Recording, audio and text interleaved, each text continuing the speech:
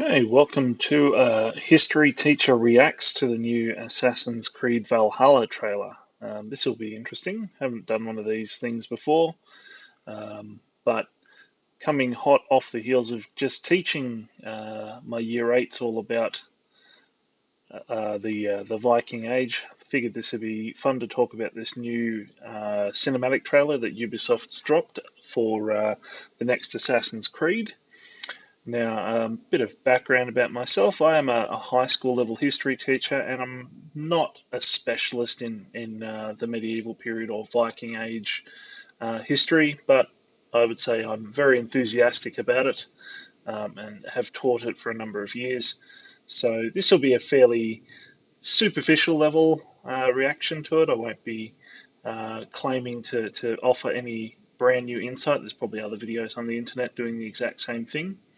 But I figured this would be a bit fun, and certainly for my students who've just done this, this will be hopefully an interesting watch, and anyone else who finds the subject matter interesting.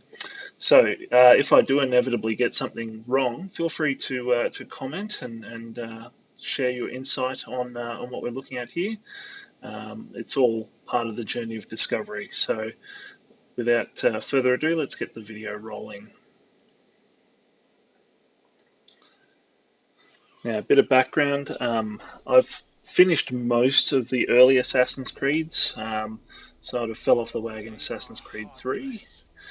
Yep, so we can see here a typical Viking village in Scandinavia. All looks fairly kosher so far. There's a statue to Odin, the Northern Lights, all fairly standard Viking-y stuff at this point. I think they definitely owe a bit of tribute to the TV series. We're seeing a lot of very similar sort of imagery and portrayals. Now here we can see the classic Viking longship and setting sail for England, no doubt. Now, interesting portrayal here. The Viking raiders are sparing women and children.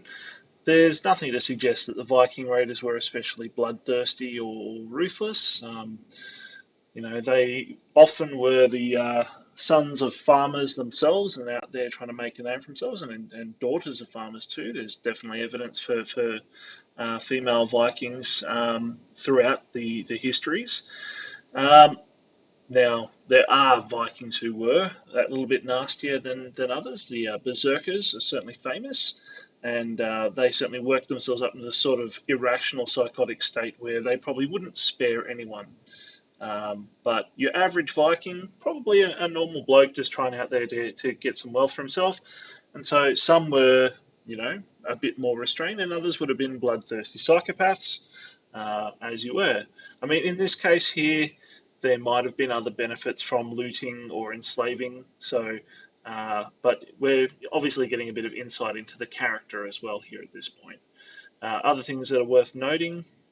He looks like he's decked out in pretty appropriate gear. We're seeing lots of leather armour, obviously furs, because he's from Scandinavia. It's going to be quite cold. Carrying a short axe and a shield. All of that looks about right. Okay, and let's pause again. So this is somewhere a bit further inland. We can see that this is that's up on the hill. There's probably a church or a monastery there. Usually the biggest buildings in a medieval English town, Anglo-Saxon in particular. We wouldn't have been seeing castles by this point because they don't really show up in any major fashion until after the Norman conquest in 1066. And from what I've read in the blurbs about the game, this is set around the peak of the Viking Age, around the 9th century.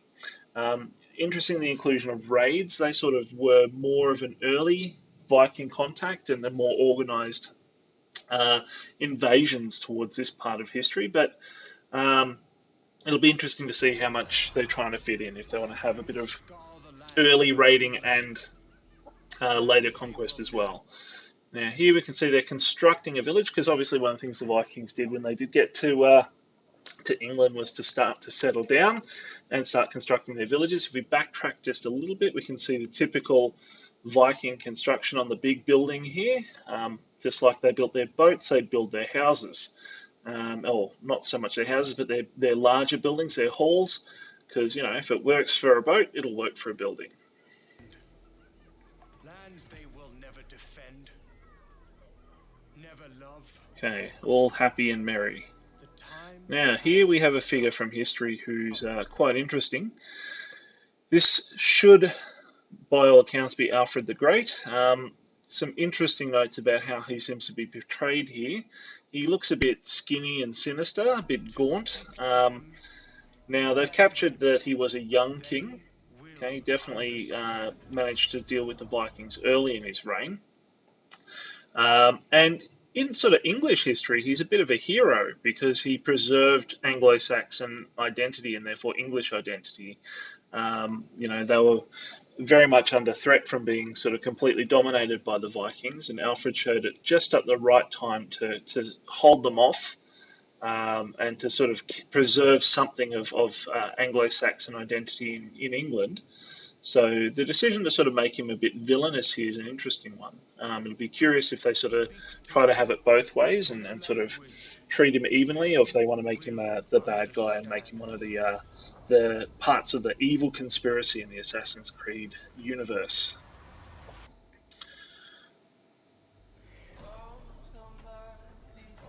Okay, so here we can see another Viking invasion. This must be a little bit later in the era because there's a whole fleet of ships.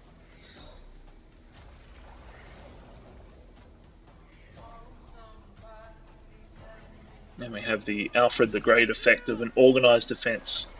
And this time the Anglo-Saxons are prepared for them. Okay, in terms of arms and armour and technique here, we're seeing a sort of loose interpretation of medieval warfare. Large numbers of troops running at each other is obviously a fairly accurate part of medieval fighting, but we're seeing the more sort of video gamey games of Game of Thrones ish. Everyone sort of finds a partner and hacks away at each other. We're not seeing the standard sort of massed unit tactics that would be more typical of this period of history. Um, you know, rows and rows of shields and rows of spears. It's a bit more chaotic, and that looks good for video games. In terms of how the Anglo Saxons are kitted out, that looks all right. He's got a nice big kite shield there, and he's wearing fairly simple armor, which makes sense. These are not going to be uh, wealthy soldiers here. These are just infantry. In terms of the armor they're wearing, it seems to be mostly chainmail, which again, pretty accurate. Okay, the old bloke's copped it there. That's not good for him. And some good axemanship.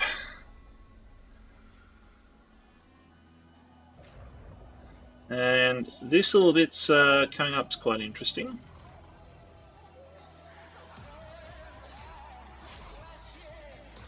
Here we're going to see something that the game seems to borrow from its inspiration. The show Vikings and a lot of other popular culture portrayals of Vikings, interweaving Viking mythology. So this is clearly meant to be Odin.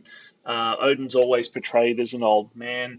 Here he's got a cloak on, and it's a little hard to see, but if you look at this in the full high resolution, you'll be able to see he's got Nordic runes on his hood, and in a moment we'll see it's implied he sort of transforms into a raven and flies off. So um, that's Odin giving his blessing to the Viking invaders here. Now, this big unit here turning up is an interesting thing because there's a number of crazy things going on already. So this kind of horsehair we're seeing on the top of his helmet, that's a bit Greek. Not the sort of thing you typically would expect in a European battlefield, especially an English battlefield. A couple of other things straight away.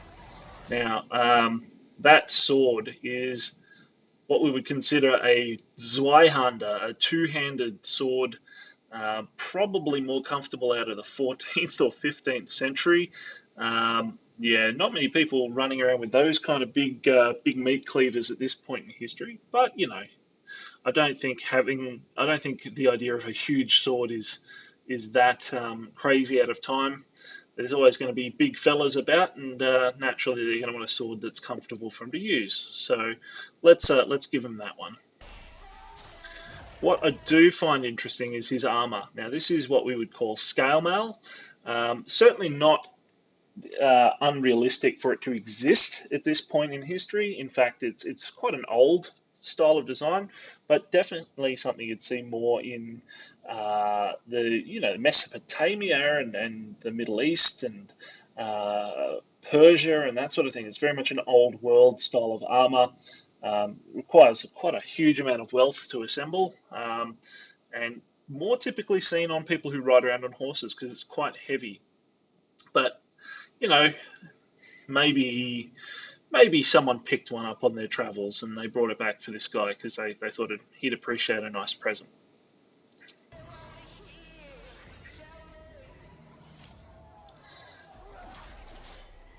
Now the helmet's interesting too. We can see the design, especially the face guard here. That's very much stylized on the Sutton Hoo burial, which is a famous Anglo-Saxon burial mound. And so that part is probably the most authentic part of his entire outfit. Just to remind us that yes, we are actually, in fact, in ninth century Britain.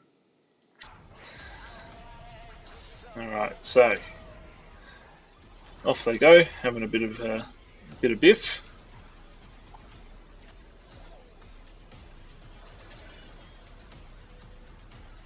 And look at this guy, very classic medieval English haircut. Can't fault that. Oh, what's happened here? Oh, it's an Assassin's Creed game after all. Here we go, the Hidden Blade. Unlike the other Assassin's Creed games, and as I was mentioning before, I've played a fair bunch of them.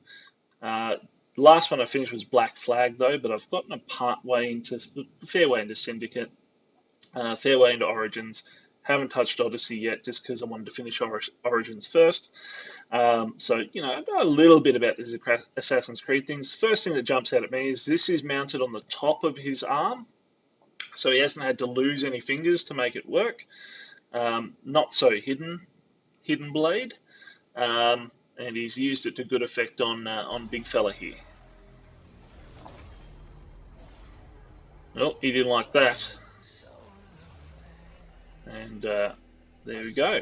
Assassin's Creed Valhalla. It looks pretty good. I won't lie.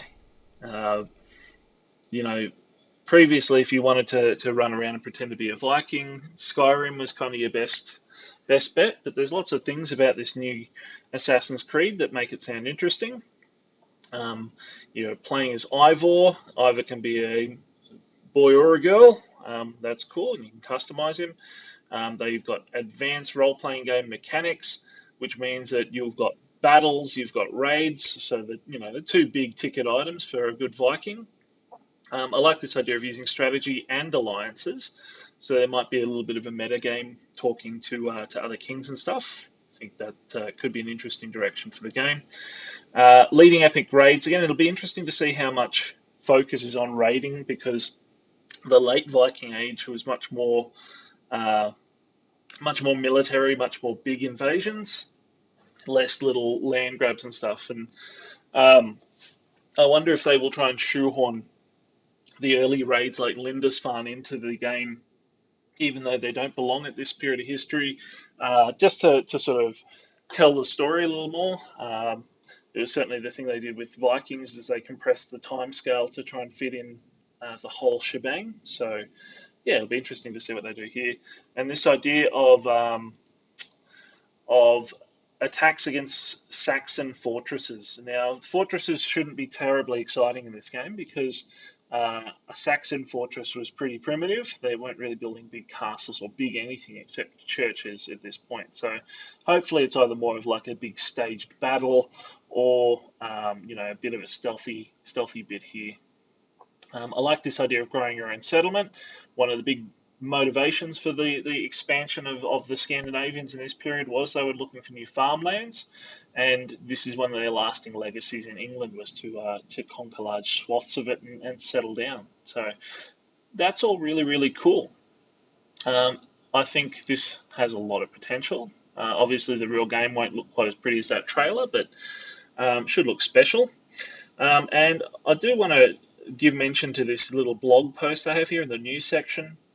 It does talk a bit about the research that they did in the background and answer some of the common questions. So, and one of the ones here, obviously, people always have a big whine whenever they see male or female character choices in Assassin's Creed. Well, we definitely know that Viking women were quite tough and capable fighters. There's enough evidence to suggest that. So that one's an easy one. Okay, and very justified in having a character choice in this game. So I hope that was an interesting little look at the new Assassin's Creed trailer. Like I said, if you do have anything interesting to add, feel free to chuck it in the comments. The two big things I'm curious about, first of all, is they love shoehorning historical figures into these games. So um, who will turn up? We've already seen that Alfred the Great's in there, and he's probably the most notable English person of this period.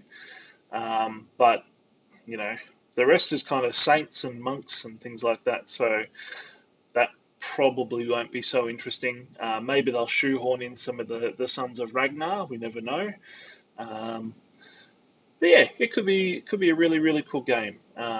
So fingers crossed, we'll see how it looks when it drops in holiday 2020. So hopefully, uh, well, that's another big question too. Is they are announcing it as a PS5 and Xbox Series X game, so it will be available on the next generation consoles. So we'll see how that all turns out.